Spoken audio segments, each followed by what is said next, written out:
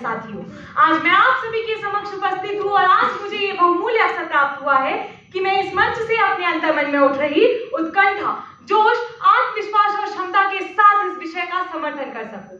और इसी कार्य को मूर्त रूप देने के लिए मैं आप सभी के समक्ष उपस्थित हूँ और इस प्रस्ताव का दृढ़ता से समर्थन करती हूँ कि कृत्रिम बुद्धिमत्ता रचनात्मकता पर अंकुश लगा रही है।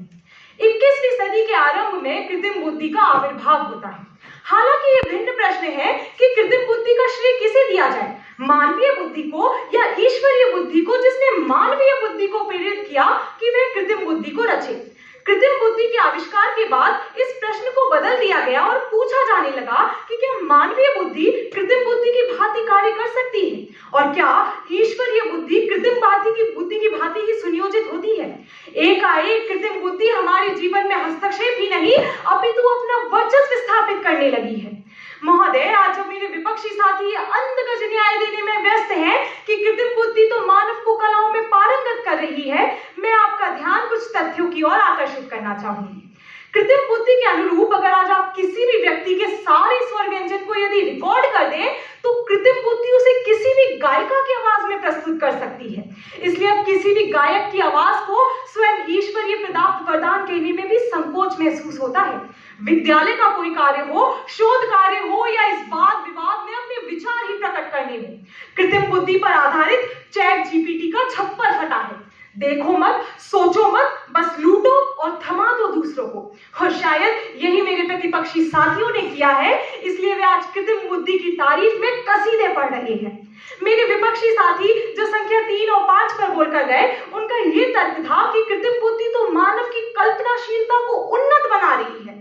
तो मित्र, मैं आपसे पूछना चाहूंगी कि क्या इंटरनेट पर कुकुरमुत्ते की तरह फैल रही डीप फेक वीडियोस की अश्लीलता आपके लिए रचनात्मकता है?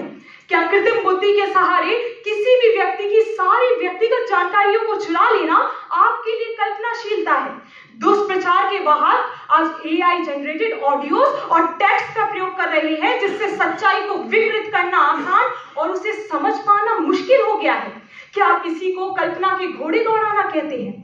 हकीकत सिसकियां भरती है अंधी दरारों से, हकीकत सिसकियां भरती है अंधी दरारों से। अरे अब तो निकलो दोस्तों सलमा सितारों से।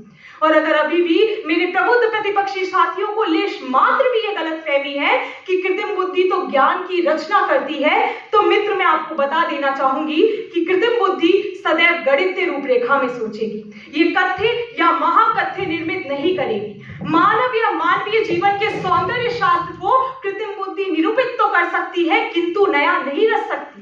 कल्पनात्मक विज्ञान के उदाहरण स्वरूप रजनीकांत के नायकत्व वाला रोबोट क्या इसे पार करने की संभावना रखता है या नहीं, ये मात्र विज्ञान के लिए ही नहीं अपितु समाज विज्ञान के लिए भी एक चिंता का विषय है।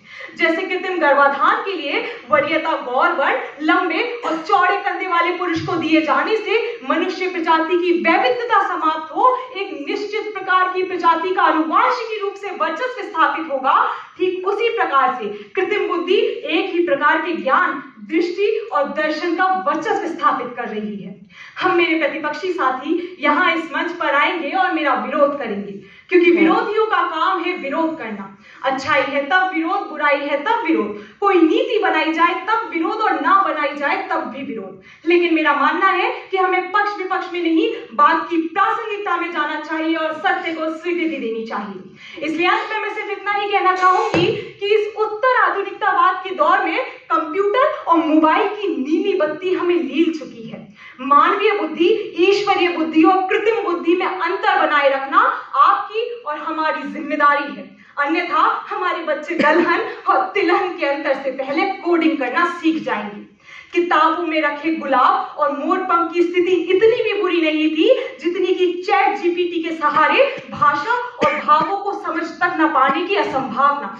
कृत्रिम बुद्धि के लिए नियम एवं नियामन बनाना अत्यंत आवश्यक है और ये बनाए भी जा रहे हैं, परंतु अब ये शंका को और भी गहरा करते हैं कि मानवीय बुद्धि अब स्वयं ही विरचित कृत्रिम बुद्धि के भस्मासुर से भयाक्रांत है। धन्यवाद। जय हिंद, जय भारत।